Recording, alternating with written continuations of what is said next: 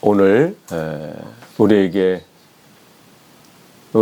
주실 말씀은 누가복음 4장 14절에서 21절입니다. 누가복음 4장 14절에서 21절 제가 봉독에 올리겠습니다.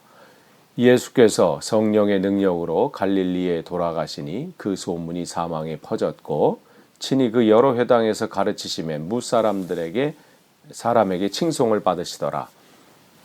예수께서 그 자라신 곳 나사렛에 이르사 안식일에 늘 하시던 대로 회당에 들어가사 성경을 읽으려고 서심해 선지자 이사야의 글을 들이거늘 책을 펴서 이렇게 기록된 데를 찾으시니 곧 주의 성령이 내게 임하셨으니 이는 가난한 자에게 복음을 전하게 하시려고 내게 기름을 부으시고 나를 보내사 포로된 자에게 자유를 눈먼 자에게 다시 보게 함을 전파하며 눌린 자를 자유롭게 하고 주의 은혜의 해를 전파하게 하려 하심이라 하였더라.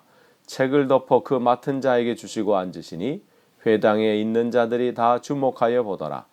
이에 예수께서 그들에게 말씀하시되 이 글이 오늘 너희 귀에 응하였느니라 하시니.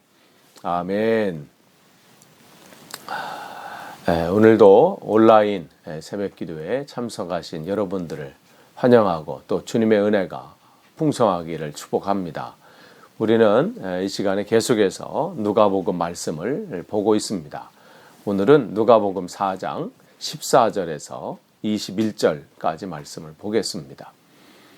우리가 어제 누가복음 4장 1절에서 13절 말씀을 통해서 예수님의 그 삶의 원칙 또 사역의 원칙에 대해서 우리가 살펴봤습니다. 그러면 오늘 이 시간에는 그 사역이 무엇인지 예수님께서 그 원칙대로 하시려고 하셨던 그 원칙의 삶을 살려고 하셨던 그 사역이 무엇인지 오늘은 살펴보기를 원합니다. 그래서 24절서부터 보면 예수께서 성령의 능력으로 갈릴리에 돌아가셔서 그 소문이 이제 사방에 퍼졌고 친히 여러 회당에서 가르치심에 무사람에게 칭송을 받으시더라. 그래서 또 예수께서 그 자라나신 곳 나사렛에 이르사 안식일에 늘 하시던 대로 회당에 들어가서 성경을 읽으시려고 서심해 그랬어요. 그 당시 회당의 예배 순서는 대략 이렇습니다. 처음에 이제 시작은 쉐마 말씀을 암송하는 것으로 시작합니다. 쉐마 말씀이라는 것은 다른 것이 아니라 신명기 6장 4절에서 9절 말씀이죠. 이스라엘아 들으라 우리 하나님 여호와는 오직 유일하신 여호와시니 너는 마음을 다하고 뜻을 다하고 힘을 다하여 내 하나님을 사랑하라 하면서 이 말씀을 쭉 암송하는 거예요. 그 암송이 끝나면 기도가 있고 기도가 끝나면 율법서와 예언서를 낭독합니다. 그리고 그 다음은 그 낭독된 말씀을 가지고 설교하는 거예요. 그 다음에 축도로 모든 순서가 마쳐지는데 오늘 예수님께서는 이날 예언서 가지고 설교를 하시는 그 담당이셨던 것 같습니다. 그래서 설교를 하시는데 27절에 보니까 선지자 이사야의 글을 이제 성경을 드리는데 이사야를 어디를 피시냐면 이사야 61장 1절에서 2절 말씀을 가지고 이제 오늘 설교를 하시는 내용입니다. 그래서 18절에서부터 이제 19절이 이제 설교 요약이죠. 설교 요약이면서 예수님의 사역이 어떠한 앞으로 주님께서 어떠한 일을 하실 것인지 그 말씀을 하시는 것이 이제 18절에서 이제 19절입니다. 그래서 주의 성령이 내게 임하셨으니 이는 가난한 자에게 복음을 전하게 하시려고 내게 기름을 부으시고. 그래서 예수님의 첫 번째 사역은 뭐냐면 가난한 자에게 복음을 전하는 거예요. 이게 예수님의 첫 번째 사역이시고 그분이 하시는 일이시라고 오늘 선포하십니다. 여기서 가난하다라고 하는 것은 그냥 뭐 다른 사람들과 비교해서 가난한 게 아니에요. 완전히 전적인 가난입니다. 궁핍이에요. 다른 말로 말하면 파산이죠. 파산. 더 이상 자기 힘으로 할 수 없는 그러한 사람들에게 주님은 복음을 증거하신다는 거예요. 그래서 마태복음 5장 3절 말씀 보면 우리가 팔복이 나오잖아요. 거기 뭐라 그래? 심령이 가난한 자는 복이 있나니 천국이 저희 것입니다. 이렇게 말씀을 하십니다. 그러니까 거기서 심령이 가난하다는 것은 뭐예요? 다시 말씀드리면 어느 정도 다른 게 아니라 파산하는 거예요. 더 이상 자기 힘으로는 어떻게 다시 뭔가를 해볼 수 없는 상태. 오로지 주님만, 내 마음이 오로지 주님 아니면 안 된다고 모든 것을 항복하고 주님만을 의지하는 그 사람. 그에게는 어떠한 복이 이루어져요? 하나님의, 거기는 천국이 저희 것입니다. 즉 하나님의 통치, 하나님의 다스림이 그에게 시작이 된다는 거예요. 그거보다 더 큰 복이 어딨나요? 이 세상에서 무슨 복이라는 것을 세상의 복 그러면 세상의 다른 것을 찾게 되고 생각하게 되는데 복은 하나님 그 자체예요. 하나님이 내 인생을 다스리시고 하나님이 내 삶을 책임지시고 인도하시고, 그러니까 하나님의 은혜, 하나님의 사역의 첫 번째는 전적으로 하나님을 신뢰하고, 나는 하나님 아니고서는, 주님 아니고서는 나는 온전히 설 수 없습니다. 그러고 자신을 온전히 드리는 그 사람. 세상에 다른 것은 다 내려놓고 언제나 나는 할 수 없습니다. 모든 것 항복하고 오로지 주님만을 붙잡고 나는 그런 상태입니다. 나는 이제는 모든 것, 세상에 다른 것은 할 수 없는 상태입니다. 주님, 나는 주님 아니면 끝납니다. 나는 희망이 없습니다. 그렇게 하는 사람에게는 주님은 복음으로 우리를 채우시고 하나님이 우리를 이제는 우리 주님께서 붙잡아 주신다는 것이죠. 그러니까 그 당시 어떻게 했어요? 가난한 사람들은, 세상적으로 가난한 사람들은 뭐라고 취급했나요? 그는 죄인이다 이렇게 취급했어요. 저는 믿음이 없기 때문에, 하나님 앞에 뭔가 잘못했기 때문에 하나님의 심판을 받아서 저주를 받아서 저렇게 병들고 문제가 되고 가난해지고, 그렇게 사람들은 취급했습니다. 그러니까 그들은 뭐만 더 가진 거예요? 죄책감만 더 가진 거예요. 나는 하나님이 버린 자구나. 나는 이제는 하나님의 은혜 가운데 거할 수 없는 자구나. 그러니까 그들은 점점 더 영적인 죄책감에 사로잡히게 됩니다. 그러니까 자유함이 없었어요. 그런데 주님께서는 그들을 찾아오셔서 어떻게 해요? 자유롭게 하시잖아요.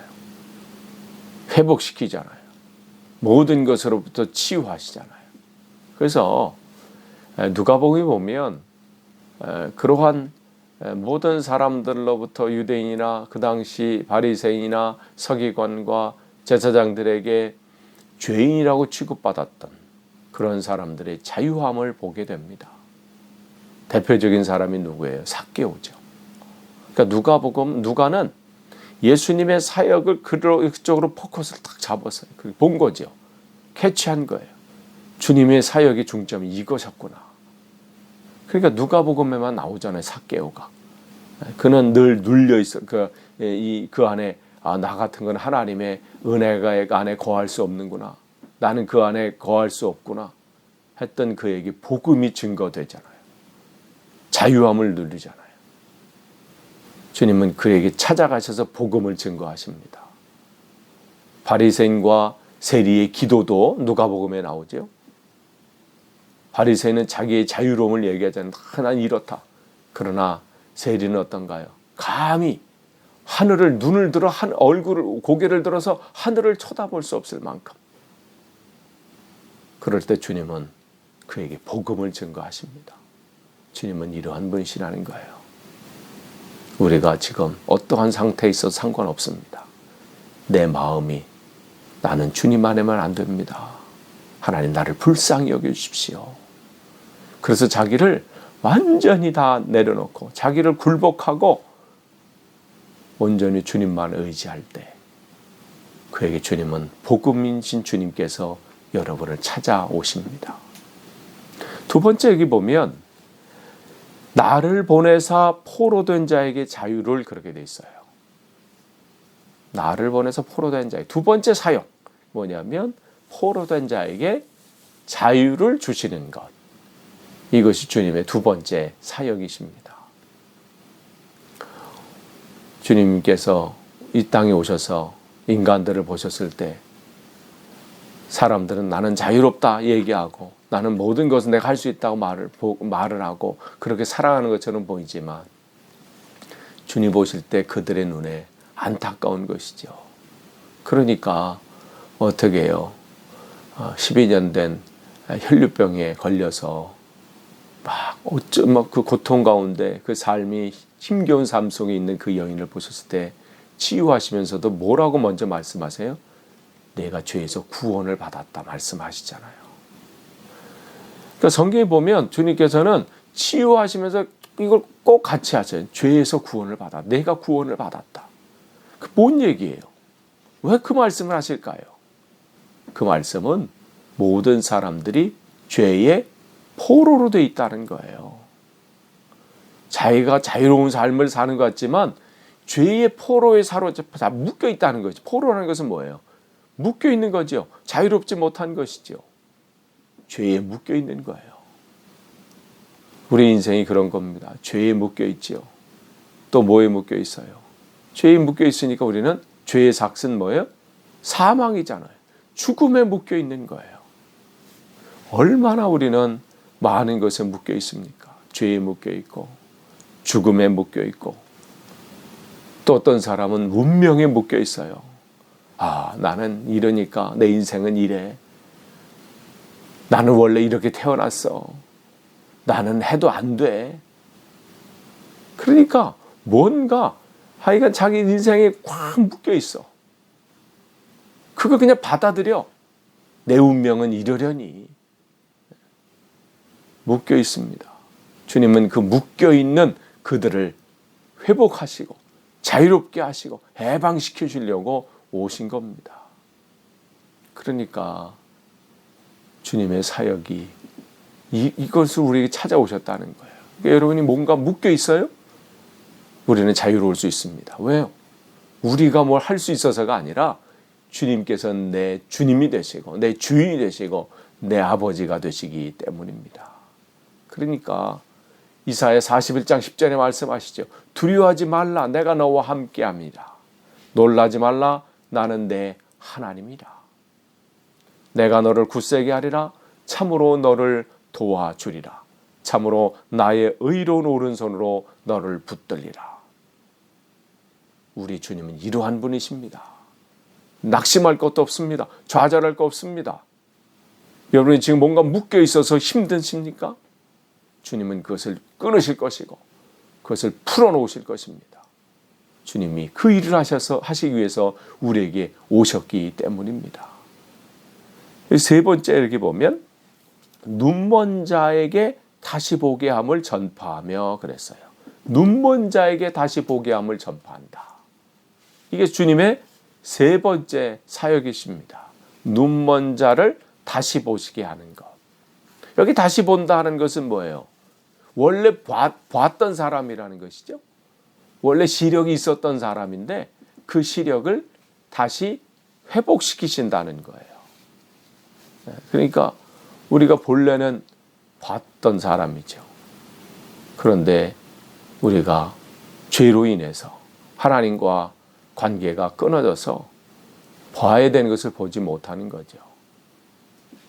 그러니까 주님은 그것을 회복시키려고 우리에게 오신 겁니다.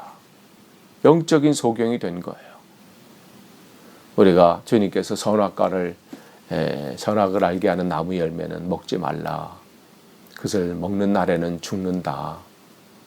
그 나무에 그 말씀을 심어 놓으셨는데 원래는 그 나무에 심어 놓으신 그곳에 있던 하나님 말씀이 늘 기억나서 그렇게 살아야 되는데 우리는 그것이 보이지 않고 뭐가 보여요?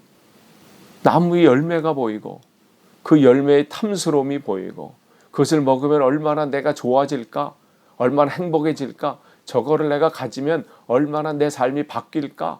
얼마나 좋아질까? 그러면서 우리가 오늘도 계속해서 선악과를 따먹지 않습니까? 세상의 다른 것을 보면서 나에게 맡겨준 사람들, 일터, 또 여러 가지 일 상황 속에서 주님의 말씀이 기억나고, 나를 만나는 모든 사람 속에서 주님을 말씀이 기억나고 주님을 뵈야 되는데, 그것이 안 보이고 내 욕심이 보이고, 거기서 뭔가를 내가 다 가지면은 뭔가 새롭게 될 것처럼 보이고,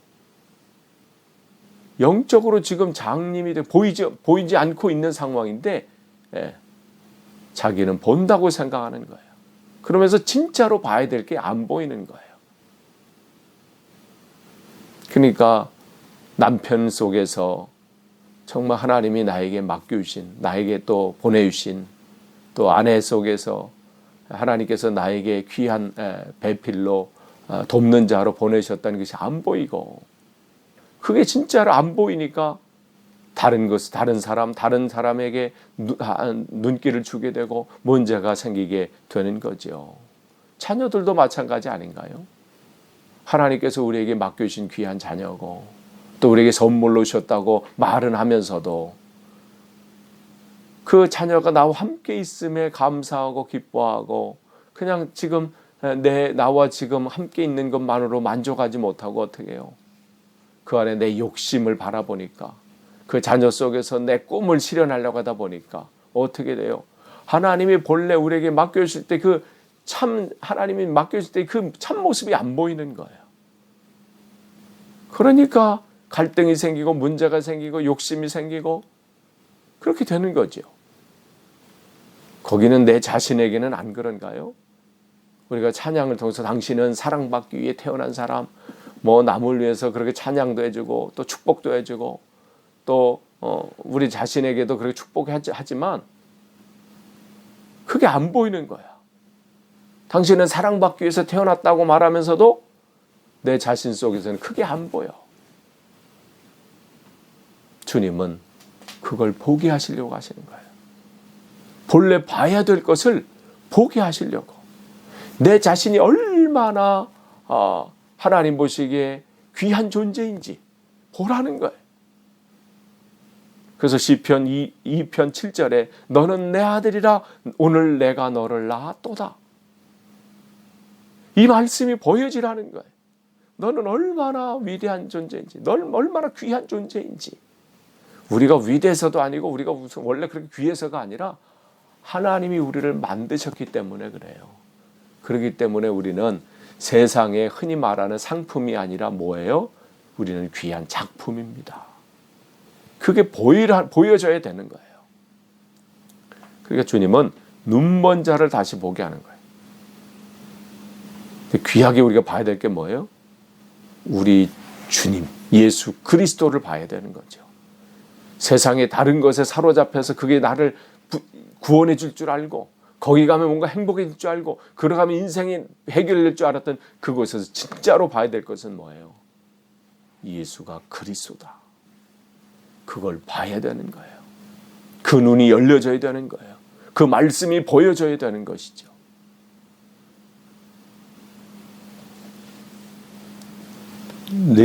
거기 보면 네 번째로 눌린 자를 자유롭게 하고, 그렇게 되어 있어요.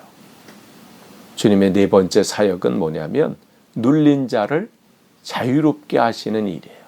그게 주님의 네 번째 사역이십니다. 하시는 일이에요.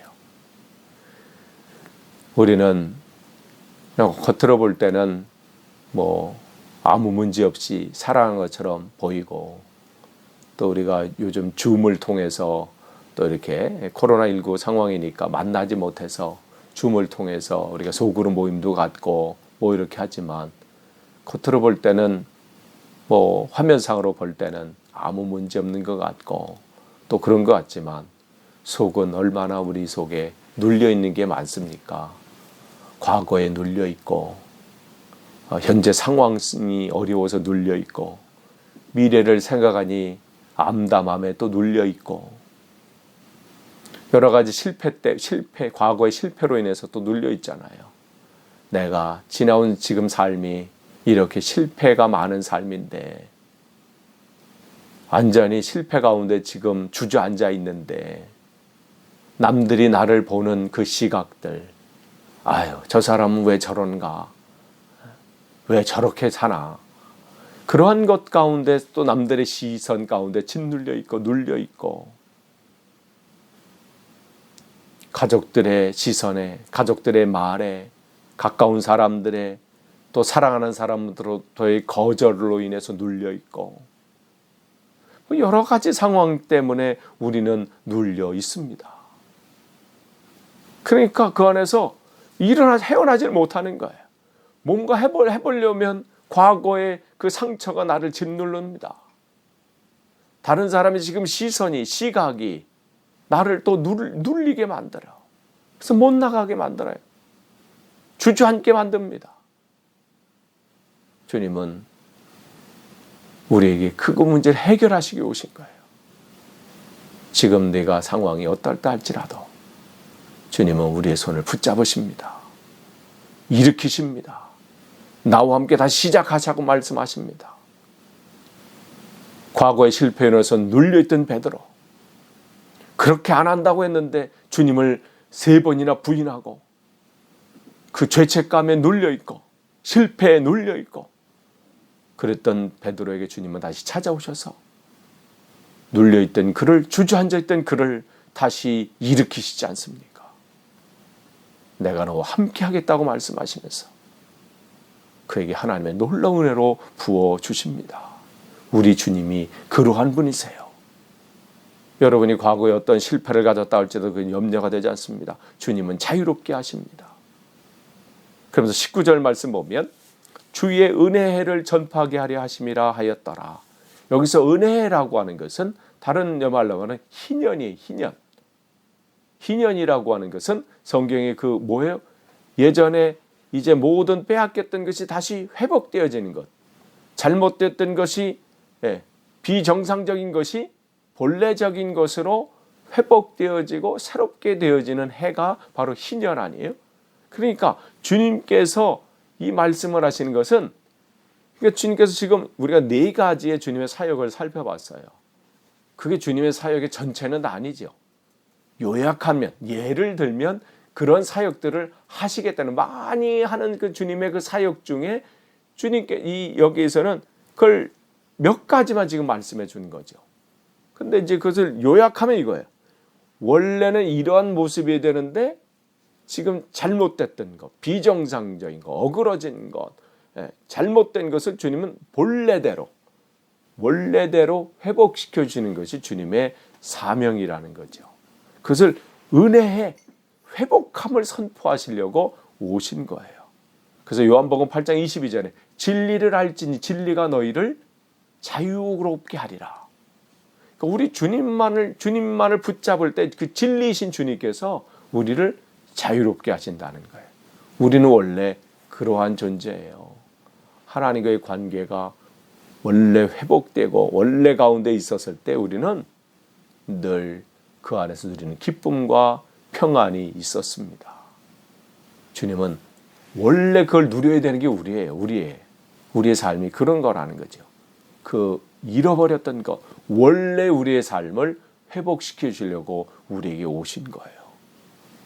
그래서 그분을 우리의 주님으로, 우리의 구주로 영접하고 그 후의 삶 속에 그의 말씀 따라 살 때 우리는 본래의 삶을 살 수 있습니다. 20절에 책을 덮어 그 맡은 자에게 주시고 앉으시니, 이제 설교를 다 끝나신 것이죠. 회당에 있는 자들에게 다 주목하여 보더라. 21절에 이에 예수께서 그들에게 말씀하시되 이 글이 오늘 너희 귀에 응하였느니라 하시니, 즉 주님께서 당신이 메시아고 또 메시아가 어떤 삶을 또 어떤 사역을 하실지를 오늘 그 모든 이들에게 선포하시는 일들을 하셨습니다. 끝을 맺습니다. 오늘 주님은 우리에게 이러한 주님으로 오셨습니다. 오늘도 이 주님과 함께 승리하시는 하루 되시길 간절히 축원합니다. 기도하겠습니다. 하나님 감사합니다. 오늘도 하나님의 귀한 말씀 주셔서 감사를 드립니다. 우리에게 구주로 오심을 감사합니다. 잃어버렸던 것을 찾게 하시고 눌렸던 것을 자유롭게 하시고 하나님 보지 못한 것을 보게 하시니 감사합니다. 오로지 우리의 삶이 주님 손에 있음을, 우리의 인생이 내가 할 수 있는 것이 아니라 주님께 있음을 다시 고백합니다. 우리의 인생, 우리의 삶을 온전히 주님 앞에 올려드립니다. 오늘도 그렇게 승리하게 하옵소서. 감사드리며 예수님의 이름으로 기도하옵나이다. 아멘.